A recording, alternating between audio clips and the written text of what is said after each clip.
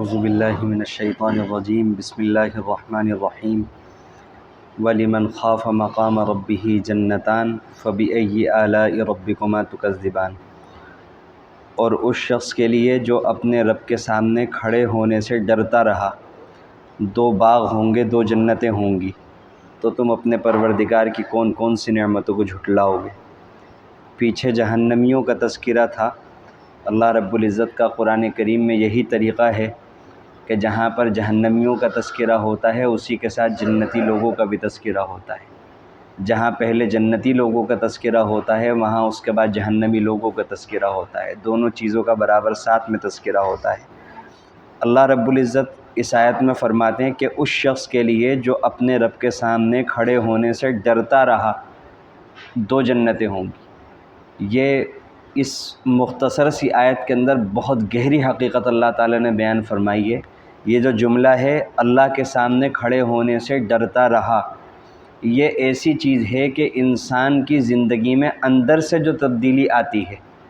دل جو اس کا بدلتا ہے، دل کے جذبات جو بدلتے ہیں، احساسات جو بدلتے ہیں، دماغ کا سوچنا جو بدلتا ہے،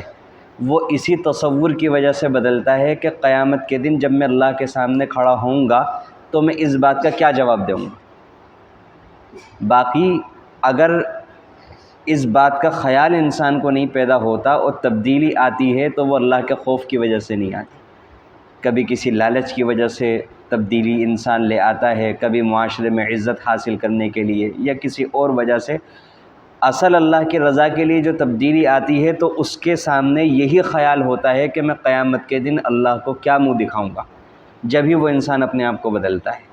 اگر یہ تصور، یہ خیال انسان کے دماغ میں اللہ کے فضل و کرم سے بیٹھ جائے تو گناہ کا چھوڑنا بہت آسان ہو جاتا ہے اور نیکی پر جمنا، نیکی پر استقامت، نمازوں کی پابندی بہت آسان ہو جاتی ہے۔ کہ اگر میں نماز چھوڑوں گا تو اللہ کو کیا جواب دوں گا، اگر میں جھوٹ بولوں گا اللہ کو کیا جواب دوں گا، اگر بدنگاہی کر لوں گا اللہ کو کیا جواب دوں گا، اگر زنا کاری کر لوں گا اللہ کو کیا جواب دوں گا۔ یہ جو احساس ہے اسی سے تبدیلی آتی ہے۔ اس لیے ہم دعا کریں کہ اللہ تعالیٰ یہ احساس ہمارے دل کے گہرائیوں میں بٹھا دے اور بار بار اس کو ہم سوچیں۔ اگر ہم اپنی زندگی واقعی بدلنے کے لیے سنجیدہ ہیں تو اس خیال کو بٹھائیں کہ قبر میں کیا جواب دیں گے، قبر میں ہمارے ساتھ کیا ہوگا اور آخرت میں کیا ہوگا۔ یہ دو خیال اگر حاوی ہو جائیں ہمارے دماغ و دل کے اوپر تو ہماری زندگی اندر سے صحیح احساس و جذبے کے تحت وہ بدلنی شروع ہو جائے گی۔ ذواتا افنان، وہ دونوں جو باغ ہوں گے ان باغوں کے اندر ٹہنیاں ہوں گی، بہت گھنی ٹہنیاں ہوں گی، بہت ساری ٹہنیاں ہوں گی ان پیڑوں کے اوپر، اور ظاہر ہے جب ٹہنیاں زیادہ ہوں گی تو پھل بھی زیادہ ہوں گے، تو تم اپنے پروردگار کی کیا کیا نعمتیں جھٹلاؤ گے۔ فیہما عینان تجریان، ان دونوں باغوں میں، ان دونوں جنتوں میں پانی کے چشمے بھی بہہ رہے ہوں گے، تو تم اپنے پروردگار کی کون کون سے نعمتوں کو جھٹلاؤ گے۔ دنیا میں اللہ تعالیٰ نے انسانوں کو ضرورتیں پوری کرنے کا حکم دیا ہے، لیکن جنت کے اندر جو کھانے پینے کی چیزیں ہوں گی، جو رہنے کے سامان ہوں گے، وہ ضرورت کے حساب سے نہیں ہوں گے بلکہ وہ عیش و عشرت کے حساب سے ہوں گے، دل خوش کرنے کے اعتبار سے ہوں گے، اور انسان کا دل جو خوش ہوتا ہے وہ کثرت سے ہوتا ہے۔ اسی لیے اللہ تعالیٰ نے دو جنتوں کا تذکرہ کیا، دو چشموں کا تذکرہ کیا، بہت سارے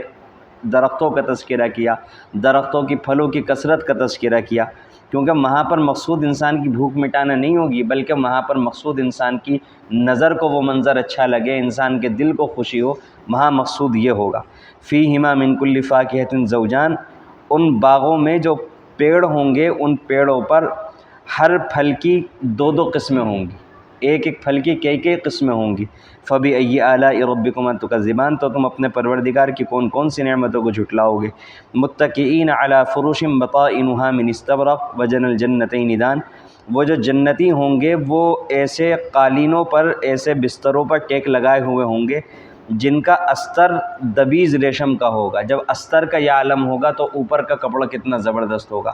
وَجَنَى الْجَنَّتَيْنِ دَانٍ، اور جب وہ بیٹھے ہوئے ہوں گے تو وہ باغ کے پھل اتنے نیچے آ جائیں گے، اتنے نیچے ہوں گے کہ جیسے بالکل سر کے قریب آ گئے ہوں، ہاتھ کے بالکل قریب آ گئے ہوں۔ فَبِأَيِّ آلَاءِ رَبِّكُمَا تُكَذِّبَانِ، تو تم اپنے پروردگار کی کون کون سی نعمتوں کو جھٹلاؤ گے۔ ان باغات کے اندر، ان جنتوں کے اندر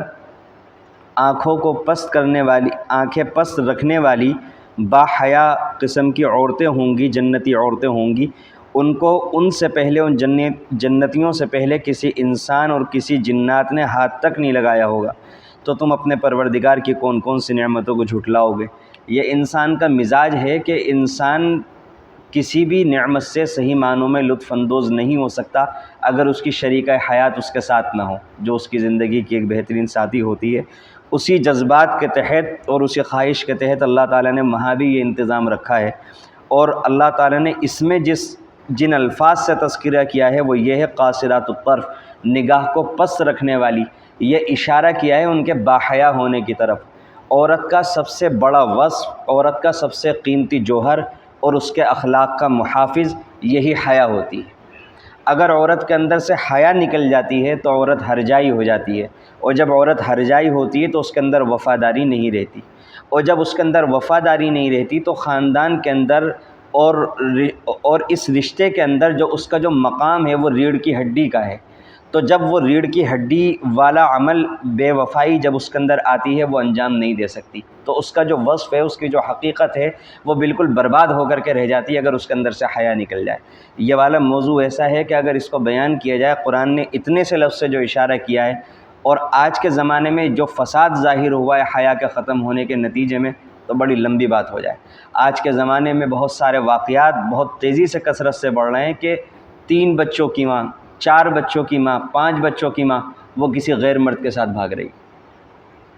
یہ کیا ہے؟ یہ آنکھوں کا اٹھنا، یہ حیا کا جوہر ختم ہونا، یہ اسی کا نتیجہ ہے کہ اس کے نتیجے میں جب بے وفائی آتی ہے تو پھر عورت نہ اپنی عمر دیکھتی ہے، نہ اپنے بچوں کو دیکھتی ہے، نہ شوہر کی وفاداری کو دیکھتی ہے، کچھ نہیں دیکھتی۔